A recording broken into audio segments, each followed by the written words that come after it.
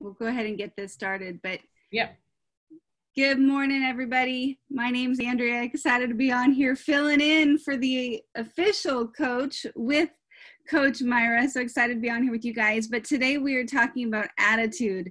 And I'm going to try not to take all of these personal this week. But attitude, the definition is a settled way of thinking or feeling about someone or something, typically one that is reflected in a person's behavior. And then it kind of talked about some more casual definitions like the position of the body, implying an action or mental state, or uncooperative behavior, like when we're talking to our teenagers where we say, oh, you've got such an attitude. So you can find so much information about it. And I think that just really kind of cements, we all know how important attitude is, but I think we can get stuck, or at least I can get stuck in just a state where it's just normal, right? Like I'm in a negative headspace, I'm having a bad attitude, but it can just, I'm not even seeing it, right? Like we don't even see that reflection. But a couple of things that I found that I thought were pretty powerful where your problem isn't the problem, it's your attitude about the problem. That's Anne Brashares.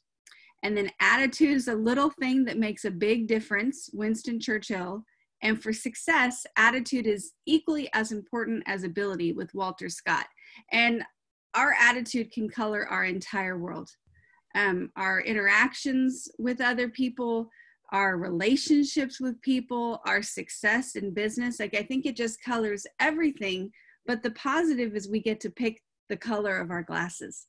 And I just had this conversation the other day with a good friend of mine and talking about text messages. And I think this is such a big thing that comes back to our attitude because our world right now, or all, you know, for the last few years, communicates so much via text, right?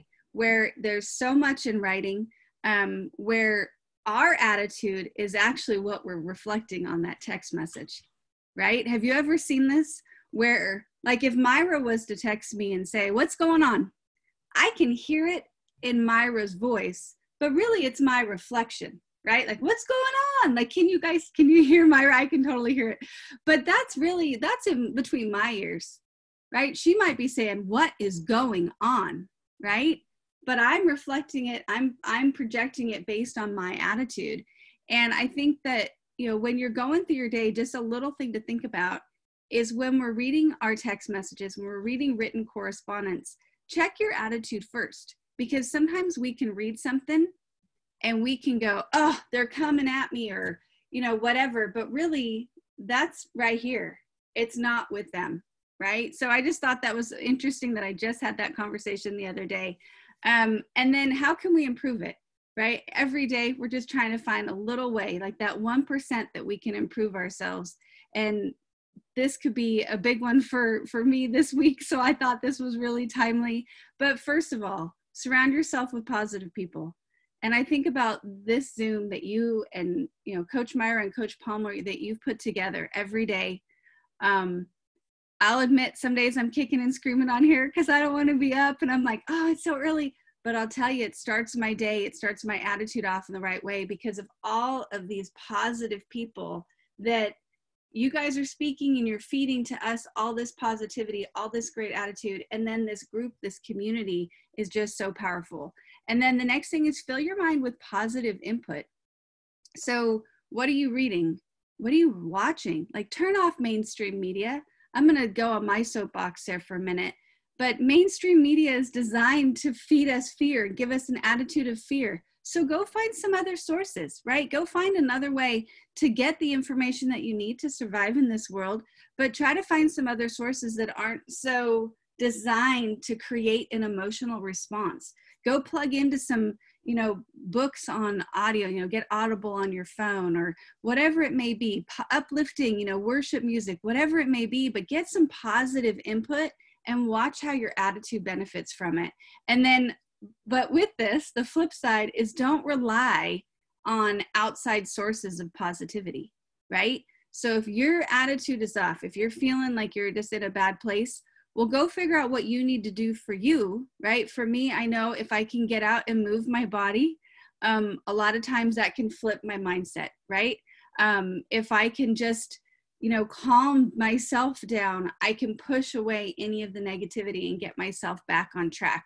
And then assume responsibility and choose your response. And I actually have this printed on my kitchen counter downstairs. So this kind of says a little bit about me, but you are your response.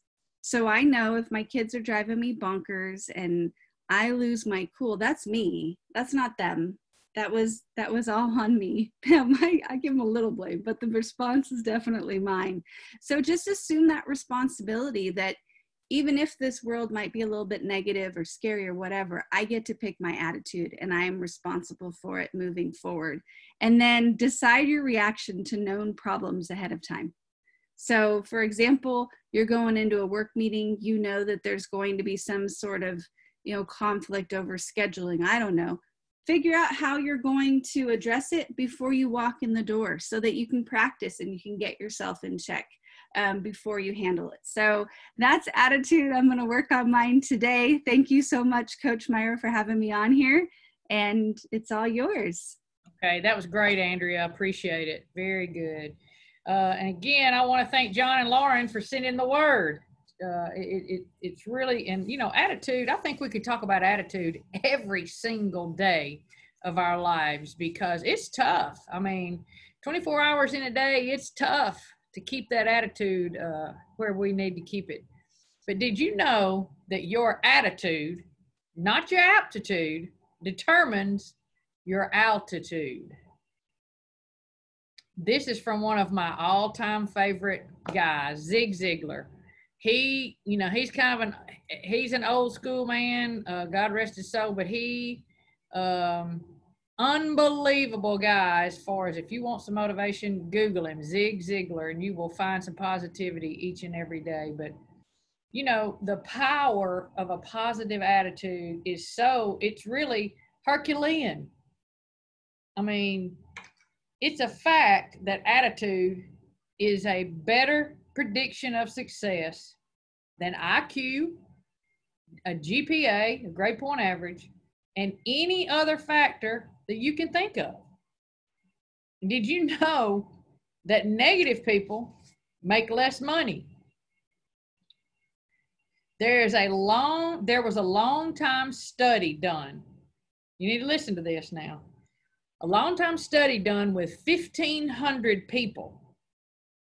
In Group A, 83% of the people took their particular jobs because they believed they could make a great deal of money. Only 17% of them, which is Group B, took their jobs because they happened to love their jobs. Okay, now fast forward 20 years. The two groups produced 101 millionaires. The amazing thing is that only one of the millionaires came from Group A, but 100 of them came from Group B. Y'all, that's very significant. They took their jobs because they loved their jobs and they were the most successful ones.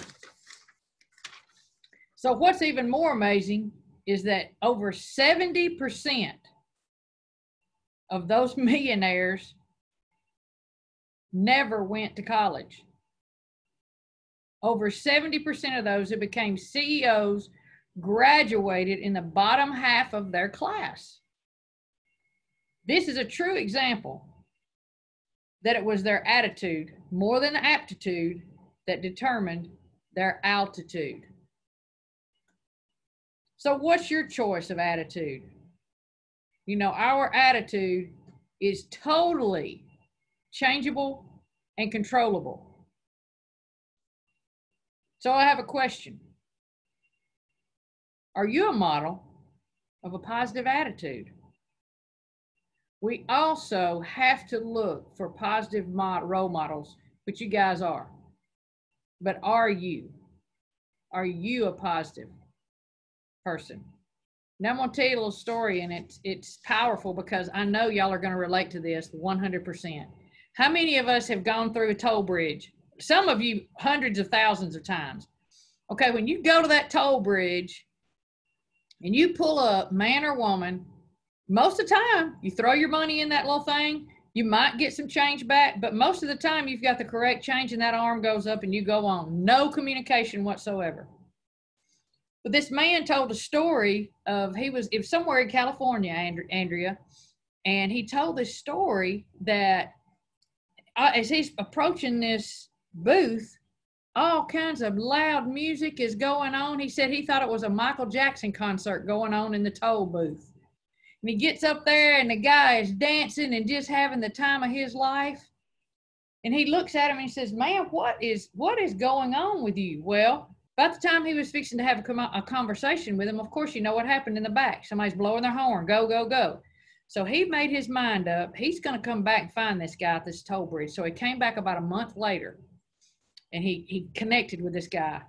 And he said, hey, I have to know what's going on here every day. He said, man, I'm having a party here every day. He said, and the guy in the car said, well, I'm looking around and everybody else in the toll booth, it's nothing going on. He said, well, they're not invited, because literally they look like they're standing there. They're a standing up coffin, and they start every morning at 7 a.m. and at 4:30 they're like Lazarus and they get raised from the dead and they come out and they go home. He said, but man, I am dancing. He said, I'm going to be a dancer. And you know what? These people up in these administrative buildings, they're paying for my education. And I thought, what an unbelievable perspective to have. This guy, he's shucking and jiving and he's having the time of his life. And the way he chose to get through that day was to get in the mindset he was going to be a professional dancer. His attitude was right. And you know what? He's getting paid for it. So the house on the hill is funding his dancing school that's coming down the road. So let me leave you with a final thought today. Your attitudes will have a bigger impact on your happiness and success than any of your aptitudes. So get out there and show that great attitude. Some of you have an unbelievable aptitude as well. It comes to you easy. You're naturally talented. I get it. Now add that wonderful good attitude to it and let's go kill it today. Love y'all.